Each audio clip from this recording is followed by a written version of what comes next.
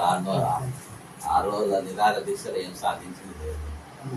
Already group 1 చేసేది 1:50 అది బట్టి విక్రమార్క అడిగింది ఆపోజిషన్ ఉన్నప్పుడు. అవును, అసెంబ్లీలో వాళ్ళే 1:100 ఇవ్వాలని చెప్పేసి వాళ్ళే స్టేట్మెంట్ ఇచ్చారు. అసెంబ్లీలో అసెంబ్లీ సాక్షిగా ఆపోనెంట్ ఉన్నప్పుడు వాళ్ళే గ్రూప్ 1 వచ్చేసి 1:100 ఇవ్వాలని చెప్పేసి ఆల్రెడీ అసెంబ్లీలో ఇచ్చేసారు. ఇప్పుడు మళ్ళీ వాళ్ళు అధికారంలోకి వచ్చేటానికి వాళ్ళు ఇప్పుడు దాని గురించే ప్రసక్తే లేదు. డిఎస్సి పోస్టులు అది కేసీఆర్ డిఎస్సి ఇచ్చినప్పుడు ఇది మెగా డిఎస్సి కాదు దగా డిఎస్సి అని చెప్పేసి అసెంబ్లీలో గోల చేసి మాట్లాడారు. అదే మళ్ళీ ఈ రోజు వాళ్ళ అధికారంలోకి వచ్చిన తర్వాత డిఎస్సి గురించి ప్రస్తావన తీసుకొస్తే ఒక 500,000 పోస్టులు పెంచేసి ఇదే మెగా డిఎస్సి అని చెప్పేసి చేస్తున్నారు. మేనిఫెస్టోలో నేను ఎలక్షన్ కమిషన్ కు కంప్లైంట్ ఇచ్చిన. కాంగ్రెస్ మేనిఫెస్టోలో 20,000 ఉన్నాయి. పేజ్ నంబర్ 33లో. అవును, మేనిఫెస్టోలో ఇచ్చారు వాళ్ళు. ఉన్నాయి. మరి ఇది 100 రోజులలో రాసి ఉన్నది. మరి 100 అయిపోయి నేను 110 రోజులు అవుతుంది కంప్లైంట్ ఇచ్చిన. అదే మన ఎమ్మెల్సీ ఎన్నికల్లో అవును ఇచ్చిన. కానీ అసలు నేను ఇప్పుడు ఏది అసలు 6 రోజుల నా బలహీనత వెళ్ళిపోయింది. 1 నిమిషాలు ఏదేమైనప్పటికీ ఈరోజు నేను ఇంత పోరాటం చేసి ఈ ప్రభుత్వం కోసం అని. అవును, ఆ రోజు మీరు అధికారం రావడం కోసం ఎంతో ఫైట్ చేసి అన్ని విలేజ్ మాతో కూడా బస్సులు పెట్టించి బస్సు యాత్ర చేయించి వాడుకున్నారు మమ్మల్ని. ఈ రోజు మేము వస్తుంటే రోడ్ల మీద కనీసం రోడ్డు టీ దాటని పోతే రోడ్డు మీద అరెస్ట్ చేస్తున్నారు. పిల్లలు పోతున్నా అక్కడ కూడా అరెస్ట్ చేస్తున్నారు. మేమేమన్నా రౌడీలు లేకుంటే ఏమనుకుంటున్నారు మమ్మల్ని? మేము కష్టపడితే అధికారంలోకి వచ్చింది. రేవంత్ రెడ్డికి ఉద్యోగం ఎట్లా వచ్చింది? మేము చేస్తే వచ్చింది. అట్లా అనుకుంటారు ఆయన ఆయన ఆయన ఒక్కడే మొత్తం భుజానికి వేసుకున్నట్టు. ఏం కొట్లాడింది అబ్బాయిన? కాళేశ్వరం మీద కొట్లాడలే, లేదు అసలు దాని ప్రసక్తి. ఇప్పుడు మిషన్ భగీరథ మీద కొట్లాడలే, ధరల మీద ఎప్పుడో రోజు మాట్లాడలే, మిషన్ కాకతీయ గురించి మాట్లాడలే, రింగ్ రోడ్డు కేసు అన్నది ఇవాళ నోట్లు ఎత్తుతలేడు. అయిపోయింది దాని గురించి ఎత్తుతలేడు. ఏదైనా మాట్లాడింది ఏమన్నా? మొత్తం అవన్నీ కేసులు నేను ధరని నేను బయటికి వరంగల్ సెంటర్ చేసి నేను బయటికి ఏం మాట్లాడింది? మన వరంగల్ పోయిండు సూపర్ స్పెషాలిటీ స్కామ్ పోయింది. ప్రైవేట్ హాస్పిటల్ ఓపెన్ ఇయార్డు దాకా ఆయన ముఖ్యమంత్రి అయినాక ఒక్క ప్రభుత్వ ఆసుపత్రి కూడా పోలే. నా గాంధీకి పోలే, నా ఉస్మానియాకి పోలే, నా వరంగల్ ఎంజిఎం పోలే, దేనికి పోలే. Private hospital open Basava Tarakam ఫంక్షన్కు పోయాడు. ఇక అంతేగాని ఇక పేదోళ్ళ దవాఖానలో పోలే. పేదల గురించి మాట్లాడితే ఇగో ఇది నా గల్వని క్వశ్చన్ వాళ్ళని చూసినాము వారి పరిస్థితి. కాబట్టి ఏదైనా కానీ రానిట్లు కదా వస్తుంటే అక్కడ ఆపేస్తున్నారు మమ్మల్ని. రానిట్లే నేను అరెస్ట్ చేస్తారంటే వచ్చింది కదా తప్పని. లేదు మేము జీబులు ఎక్కిస్తాం రండి అని చెప్పేసి గల్లాలు పట్టుకొని గుంజుకొని పోతున్నారు. ఇప్పుడు ఎంత చాలా మంది వచ్చినాం మేము. ఇప్పుడు అన్ని జిల్లాల నుంచి వరంగల్, కరీంనగర్, వికారాబాద్, వరంగల్, హైదరాబాద్, రంగారెడ్డి, సంగారెడ్డి అన్ని జిల్లాల నుంచి మేము పీఈటీలు అందరం కలిసి వచ్చాము. వచ్చిన తర్వాత ఇక్కడికి వస్తే మీరు రండి స్టేషన్ పోదాం, మిమ్మల్ని ఎవడు మీకు పర్మిషన్ ఉందా, మీరు ధర్నా చేసుకుంటూ వచ్చారా, ఎట్లా వచ్చారా రాస్తారా, ఇవన్నీ అడుగుతుండో రండి గల్లా పట్టుకొని గుంజిపోతున్న టీచర్స్ని. ఇంత ఘోరం అయితే ఎట్లా? రేవంత్ రెడ్డి గారు టీచర్లను బడి పంతులను గల్లాలు పెట్టి కూర్చోపోతే వాళ్ళంతా టీచర్లు. రేపు కమిషనర్ పెట్టాడు నన్ను అందరూ టెంపుల్ కోసం మీరు అందరు పిలిపించి చేయని అరెస్ట్ చేస్తే చేసుకోమని. ఆ రోజు మేము తెలంగాణ కోసం పోరాటం చేసినప్పుడు అరెస్ట్ చేశారు. ఇప్పుడు గ్రూప్ 1 రద్దు చేసుకుని మమ్మల్ని అరెస్ట్ చేసుకుని ఈ అరెస్టులు భయపడే ప్రసక్తే లేదన్న.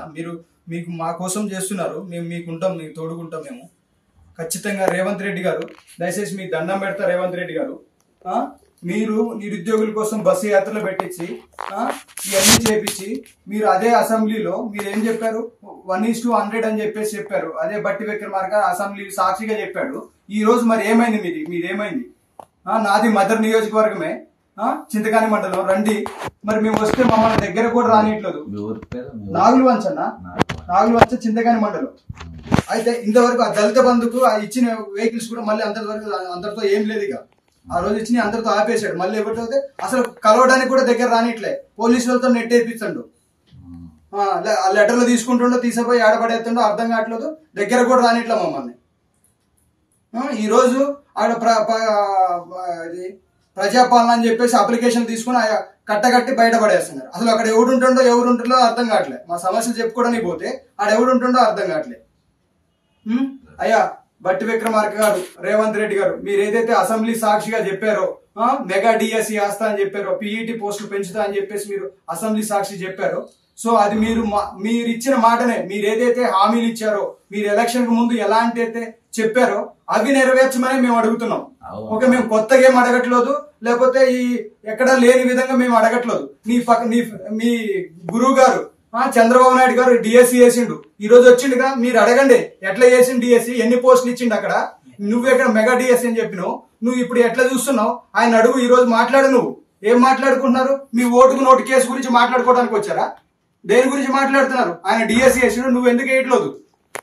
మేము వస్తే టీచర్లు, మేము వస్తే మమ్మల్ని గల్లాలు పట్టుకొని పోతాం. మేము బడి పంతులు, మేము డిసిప్లిన్ నేర్పించే వాళ్ళం, మేము స్కూల్లో ఆటలు నేర్పించే వాళ్ళం, మమ్మల్ని గల్లాలు పట్టుకొని మీ పోలీసు వాళ్ళతో లాగిస్తావా?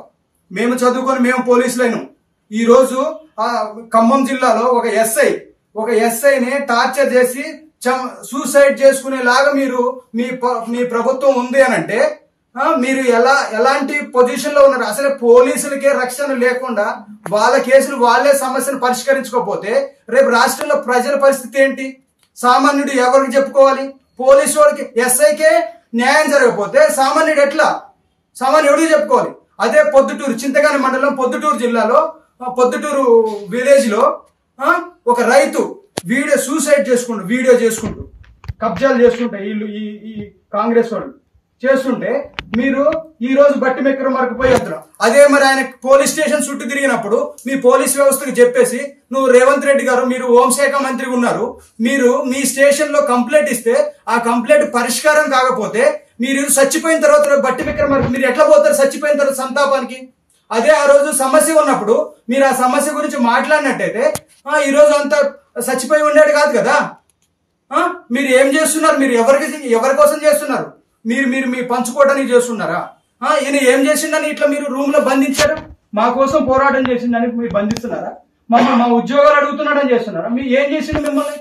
మీరు ఏదైతే ఆ రోజు గ్రూప్ ఎగ్జామ్ పేపర్ లీక్ అయిందో ఆ దొంగలకి, మీరు కాళేశ్వరం దొంగలకి, వీళ్ళందరూ దొంగలకి మళ్ళీ మీ పక్కన పెట్టుకుంటున్నారని మిమ్మల్ని క్వశ్చన్ చేసినందుకు ఈ రోజు మీరు పార్టీల నుంచి సస్పెండ్ చేశారు. బక్కా జెర్సన్ గారు కాంగ్రెస్ పార్టీకి చేసిన ద్రోహం ఏంటి? మీరు ఒకసారి కాంగ్రెస్ పార్టీలో ఉన్న లీడర్లు ఒకసారి గుర్తు పెట్టుకోండి. మీరు ఏంటి బక్కా జెర్సన్ గారు అన్నగారు ఈ కాంగ్రెస్ పార్టీకి చేసిన ద్రోహం ఏంటి?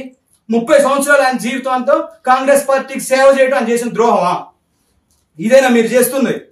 దీనికోసమైనా మీరు మీ కాంగ్రెస్ ప్రభుత్వాన్ని తీసుకొచ్చి ఆయన పోరాడింది మీకోసం పోరాడితే ఈ రోజు మీరు పదవులు తీసుకొని ఆ రోజైతే దొంగలు ఏదైతే ఉన్నారో మళ్ళీ అదే దొంగలను తీసుకొచ్చి మీ పార్టీలో జాయిన్ చేయించుకొని ఆ నిజమైన కాంగ్రెస్ కార్యకర్తలను ద్రోహం చేసుకుంటూ నిరుద్యోగులకు ఇదే నిరుద్యోగులను పెట్టుకొని మీరు ఉద్యోగాల కోసం మీరు మీ పదవుల కోసం మమ్మల్ని వాడుకొని మా నిరుద్యోగులను వాడుకొని బస్సు యాత్రలు చేపించి ఊరు తీపించి మా అమ్మ కాళ్ళు, మా నాన్న కాళ్ళు, మా అవ్వాయి, మా తాతయ్య మా కాళ్ళు పట్టుకొని, మా అన్నదమ్ములు కాళ్ళు పట్టుకొని మీకు ఓట్లు వేయించి మీకోసం మేము చేస్తే ఈ రోజు మమ్మల్ని గల్లాలు పట్టుకుంటారు. మీరు మమ్మల్ని స్టేషన్ లో పెడతారా? ఈ రోజు మా కోసం పోరాడుతున్న అన్న, మీ పార్టీలో ఉన్న మీకోసం చేసిన అన్ననే ఈ రోజు మీరు పార్టీలో నుంచి సస్పెండ్ చేయించి మీరు మీ దొంగలంతా పోగయ్యి మీరు దొంగల మీరు పదవులు పంచుకుంటున్నారు. పోరాడేవాడిని, క్వశ్చన్ చేసేవాడిని మీరు ఇక్కడ రూమ్ లో ఖైదీలు, బందీయా? ఏం చేసిండినా? మా కోసం మాట్లాడటం నేను చేసిన తప్ప? మా అన్న ఏం చేసిందని మీరు రూమ్ లో బంధించారు? మీరు ఎందుకు పోలీసు వాళ్ళు మీరు అక్కడ కాపలు ఉంటున్నారు? ఏం చేసిందని కాపలు ఉంచుతున్నారు? మీరు ఆయన ఏం చేసిందని మీరు గేటు ముందు కాపలా ఉంచుతున్నారు. అర్జెంట్ గా మీరు ఆ కాపలాలు తీపిచ్చేయండి. మేము ఏదైతే డిమాండ్స్ ఉన్నాయో గ్రూప్ 1:100 మీరు అసెంబ్లీ సాక్షిగా మీరు ఇచ్చిందే ఇది. ఇక్కడ చూడండి, మీరు ఏదైతే మీరు మేనిఫెస్టోలో పెట్టారో, మీరు ఏదైతే పబ్లిక్ మీరు అసెంబ్లీ సాక్షిగా మీరు ఏదైతే చెప్పారో అదే మేము అడుగుతున్నాం. మీరు చెప్పిన మాటలే మేము అడుగుతున్నాం అంతే తప్ప మా సొంతంగా మేమేం అడగట్లేదు. మీరు ఆ రోజు అధికారంలో రావడం కోసం మాకు మీరు ఏదైతే చేశారో దాన్నే మేము అడుగుతున్నాం. గ్రూప్ 2, 3 పోస్టులు పెంచమని చెప్తున్నాం. మీరు ఎందుకు పెంచట్లేదు? ఏమవుతుంది? ఆ రోజు మీరు పెంచండి బల్లాలు గుద్ది, అసెంబ్లీలో బల్లాలు గుద్దారు, రోడ్లు ఎక్కారు.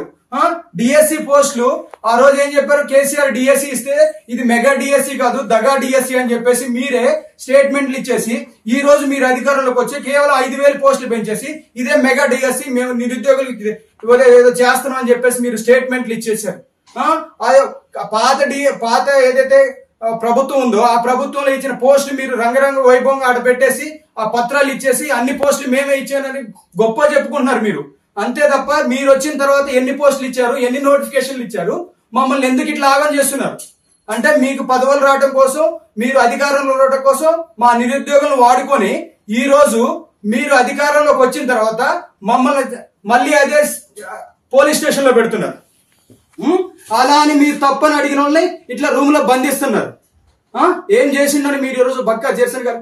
చెప్తున్న కాంగ్రెస్ నాయకులారా మీకు దండం పెడుతున్నా, మీరు ఎవరైతే సీనియర్ కాంగ్రెస్ నాయకులు ఉన్నారో నిజంగా కాంగ్రెస్ కోసము రోడ్లెక్కి ఇల్లు తిరిగి కాళ్ళు మొక్కి మీరు అధికారంలో చేసిన వాళ్ళు ఉన్నారో ఈ అన్న గురించి ఒక్కసారి మీరు మాట్లాడాలి. మీరు కాంగ్రెస్ సీనియర్ నాయకులు ఎవరైతే మాట్లాడకపోతే మీరు కూడా ఈ తప్పుకి రేవంత్ రెడ్డి చేసే తప్పుకి సో అది కూడా మీరు చెప్పాల్సింది ఉంది. మీరు సమాధానం చెప్పాలి, మా నిరుద్యోగులకు సమాధానం చెప్పాలన్నా. మేము తిరిగాము, ఇదే ప్రభుత్వం కోసం మేము బస్సు యాత్ర చేసాము. తీన్మార్ మళ్ళా నువ్వు క్యూ న్యూస్ తీన్మార్ మళ్ళా నువ్వు జాగ్రత్తగా ఉండు, నువ్వు క్యూ న్యూస్ పెట్టుకొని నిరుద్యోగులు మమ్మల్ని రమ్మని చెప్పేసి ఈ రోజు ఒక అక్కని నువ్వు ఎగురుతుంది చూడని మాట్లాడుతున్నావు. తీన్మార్ మళ్ళా జాగ్రత్తగా ఉండు. ఈ రోజు మా నిరుద్యోగుల గురించి నువ్వు ఒక్క రోజు కూడా బహిరంగ లేఖ నువ్వు రాసేది లేక మేము రాస్తాం. నిరుద్యోగులు ఎన్ని లేఖలు రాయమంటావు చెప్పు. రాష్ట్రం మొత్తం మీ అసెంబ్లీ మొత్తం నిండిపోయింది మేము రాసే లేఖలకి. నువ్వు ఒక లేఖ రాసి పంపిస్తావా? నువ్వు సీఎం తో మాట్లాడే రైట్స్ లేవా నీకు? నువ్వు గెలవలేవా? నీకు కూడా లేదా? మాకు లేదు. ఎట్లాగో సీఎంని కలిసే రాత మాకు లేదు, నీకు కూడా లేదా చెప్పు. నువ్వు ఖచ్చితంగా వీటన్నిటి సమాధానం చెప్పాలి. రేవంత్ రెడ్డి గారు మీ దండం పెడతా. బట్టి విక్రమార్క గారు మా నిరుద్యోగుల గురించి ఆలోచించండి. మేము పోరాడాం, మాకు అయిపోతుంది, టైం అయిపోతుంది. ఇక మీరు ఖచ్చితంగా మీ కాలు మొక్కితే దండం పెడతాం. మా నిరుద్యోగులంతా కూడా ఖచ్చితంగా మీరు మాత్రం మా డిమాండ్లు ఏదైతే ఉన్నాయో అవి నెరవేర్చకపోతే మళ్ళీ మేము ఎట్లయితే గత ప్రభుత్వాన్ని కిందికి దించామో సేమ్ అదే మళ్ళీ రిపీట్ చేస్తాం. ఖచ్చితంగా మళ్ళీ ఊరు వెళ్తాం, మళ్ళీ గ్రామాలకు వెళ్తాం. నెక్స్ట్ రాబోయే ఎన్నికల్లో మీకు తగిన గుణపాఠం చెప్తామని చెప్పేసి చెప్తున్నాను. Thank you.